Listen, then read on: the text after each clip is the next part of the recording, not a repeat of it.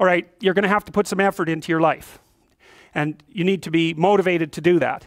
And so what are the potential sources of motivation? Well, you could think about them in the big five manner. You know, if you're extroverted, you want friends. If you're agreeable, you want an intimate relationship. If you're disagreeable, you want to win competitions. If you're open, you want to engage in creative activity.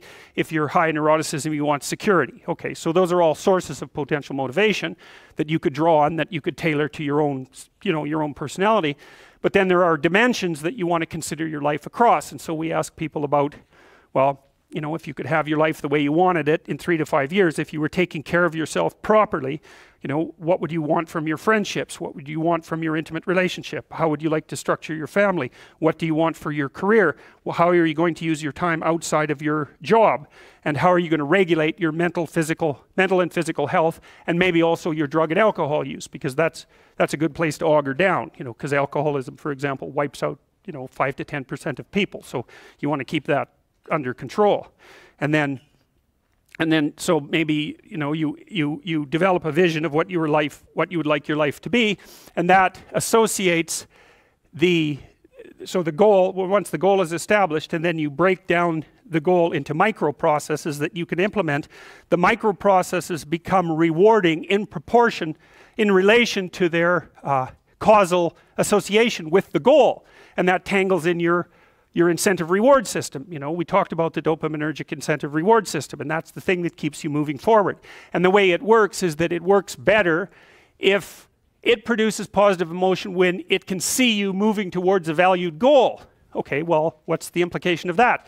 Better have a valued goal, because otherwise you can't get any positive motivation working out. And so the more valuable the goal, in principle, the more the micro processes associated with that goal start to take on a positive charge. And so what that means is, well, you get up in the morning and you're excited about the day, you're ready to go. And so as far as I can tell, what you do is you specify your long-term ideal. Maybe you also specify a place you want to stay the hell away from, so that you're terrified to fail as well as excited about succeeding, because that's also useful. You specify your goal. You do that in some sense as a unique individual. You want to specify goals that make you say, oh, if that could happen as a consequence of my efforts, it would clearly be worthwhile. Because the question always is, why do something? Because doing nothing is easy. You just sit there and you don't do anything. That's real easy. The question is, why would you ever do anything? And the answer to that has to be because you've determined by some means that it's worthwhile. And then the next question might be, well, where should you look for worthwhile things? And one would be, well, you could consult your own temperament. And the other would be, well, you kind of look at what it is that people accrue that's valuable across the lifespan. So you do a structural analysis of the subcomponents of human existence, and I already did that. You need a family, you need friends. Like, you don't need to have all these things, but you better have most of them.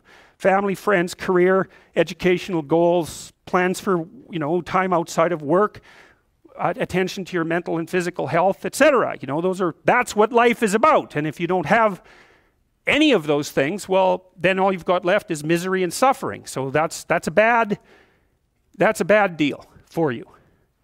So once you set up that goal structure, let's say, and that's really in many ways that's what you should be doing at university. That's exactly what you should be doing, is trying to figure out who it is that you're trying to be, right? And you aim at that, and then you use everything you learn as a means of building that person that you want to be. And I really mean want to be. I don't mean should be, even those things are going to overlap. And it's important to distinguish between those, because that's partly, and this is back down to the micro routine analysis. So as I was saying, well, you're going to try to make yourself more industrious.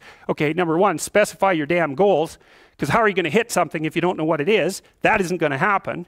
And often people won't specify their goals too, because they don't like to specify conditions for failure. So if you keep yourself all vague and foggy, which is real easy, because that's just a matter of not doing as well, then you don't know when you fail. And people might say, well, I really don't want to know when I fail because that's painful. So I'll keep myself blind about when I fail. That's fine, except you'll fail all the time then. You just won't know it until you've failed so badly that you're done. And that can easily happen by the time you're 40. So I would recommend that you don't let that happen. So that's willful blindness, right? You could have known, but you chose not to. Okay, so once you get your goal structure set up, you think, okay, if I could have this life, it looks like that might be worth living, despite the fact that it's going to be, you know, anxiety provoking and threatening, and there's going to be some suffering and loss involved and all of that. Obviously, the goal is to have a vision for your life such that all things considered, that justifies your effort. Okay, so then what do? Well, then you turn down to the micro routines. It's like, okay, well, this is what I'm aiming for. How does that instantiate itself day to day, week to week, month to month? And that's where something like a schedule can be unbelievably useful. Google Calendar. It's like, make a damn schedule and stick to it. Okay, so what's the rule with the schedule? It's not a bloody prison. That's the first thing that people do wrong. They say, well, I don't like to follow a schedule. Well, it's like, well, what kind of schedule are you setting up? Well, I have to do this, then I have to do this, then I have to do this, you know, and then I just go play video games, because who wants to do all these things that I have to do? It's like, wrong. Set the damn schedule up so that you have the day you want. That's the trick. It's like, okay, I've got tomorrow. If I was going to set it up so it was the best possible day I could have, practically speaking, what would it look like? Well, then you schedule that. And obviously, there's a bit of responsibility that's going to go along with that, because if you have any sense, one of the things that you're going to insist upon is that at the end of the day, you're not in worse shape than you were than at the beginning of the day, right? Because that's a stupid day. If you have a bunch of those in a row, you just dig, you know, you dig yourself a hole and then you bury yourself in it. It's like, sorry, that's just not a good strategy. It's a bad strategy. So maybe 20% of your day has to be responsibility and obligation, or maybe it's more than that, depending on how far behind you are.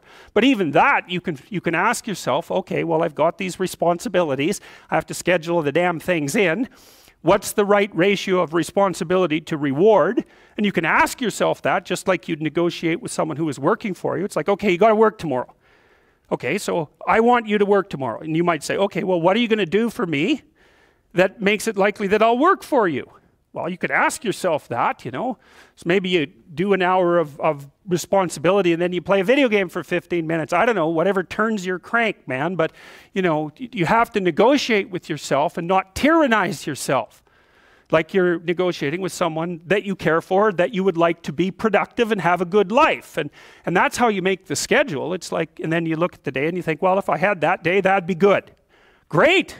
You know, and you're useless and horrible, so you'll probably only hit it with about 70% accuracy, but that beats the hell out of 0, right? And if you hit it even with 50% accuracy, another rule is, well, aim for 51% the next week, or 50.5% for God's sake, or because you're going to hit that position where things start to loop back positively and spiral you upward. And so that's one way that you can work on your conscientiousness, is plan a life you'd like to have. And you do that partly by referring to social norms. That's more or less rescuing your father from the belly of the whale. But the other way you do that is by having a little conversation with yourself about, as if you don't really know who you are, because you know what you're like. You won't do what you're told. You won't do what you tell yourself to do. You must have noticed that. It's like you're a bad employee and a worse boss. And both of those work, you know, for you. You don't know what you want to do, and then when you tell yourself what to do, you don't do it anyways. You should fire yourself and find someone else to be. But you know, my point is that you have to understand that you're not your own servant, so to speak. You're someone that you have to negotiate with, and you're someone that you want to present the opportunity of having a good life to. And that's hard for people because they don't like themselves very much.